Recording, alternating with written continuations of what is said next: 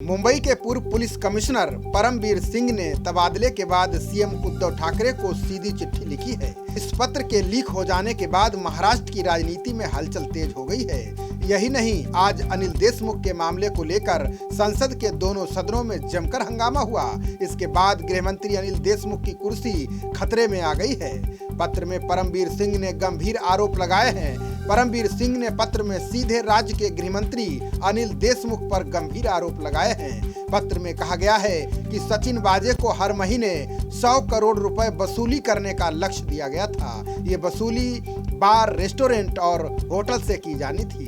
परमवीर सिंह ने पत्र में लिखा कि अनिल देशमुख ने सचिन वाजे को कई बार घर पर मिलने के लिए बुलाया था। गृह मंत्री ने वाजे को फंड का जुगाड़ करने के लिए भी कहा था। इतना ही नहीं, वाजे को हर महीने 100 करोड़ रुपए की वसूली का लक्ष्य दिया गया था। गृह मंत्री ने वाजे को बताया कि मुंबई में लगभग 1750 बार, रेस्तरां और अन्य प्रतिष्ठान हैं। प्रत्येक से हर महीने 2 से 3 लाख अगर लिए जाएं तो 40 से 50 करोड़ का जुगाड़ हो जाएगा। गृह मंत्री ने कहा कि बाकी बची रकम अन्य स्रोतों से ली जाए। परमवीर सिंह ने अपने इस पत्र में वसूली को लेकर एसपी पाटिल नाम के एक पुलिस अधिकारी के साथ हुए उनके बातचीत का जिक्र भी किया है।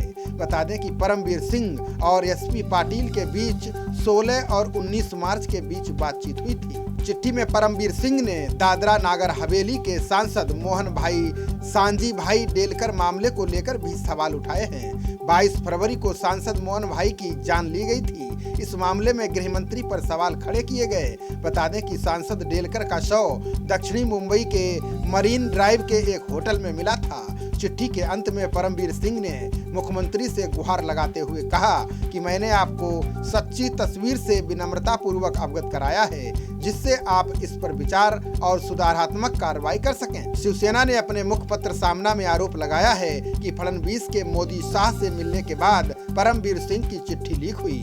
शिवसेना ने लिखा कि भाजपा परमवीर सिंह के मुद्दे को बेवजह तूल दे रही है, सरकार को बदनाम करने के लिए परमवीर सिंह का इस्तेमाल कर रही है। पत्र के लीक हो जाने के बाद पूर्व सीएम देवेंद्र फडणवीस ने गृह मंत्री अनिल देशमुख का इस्तीफा मांगा है। उन्होंने कहा कि इस मामले की तब तक जांच नहीं हो सकेगी जब तक महाराष्ट्र के गृह मंत्री अनिल देशमुख अपनी कुर्सी पर रहेंगे।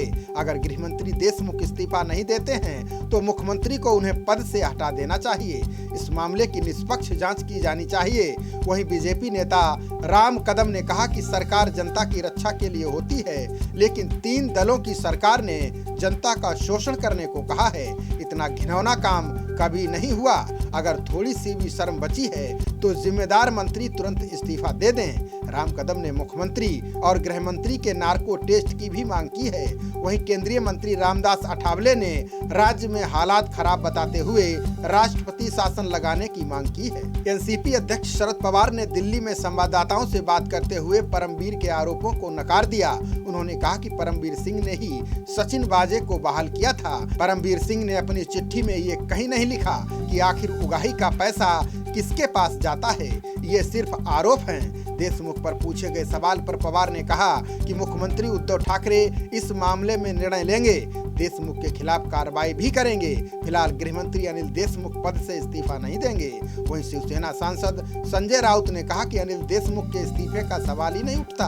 अगर आरोपों पर मंत्री इस्तीफा देने लगे तो सरकार चलाना मुश्किल हो जाएगा। खबरों का सिलसिला जारी रहेगा। देखते रहिए जनप्रवाद।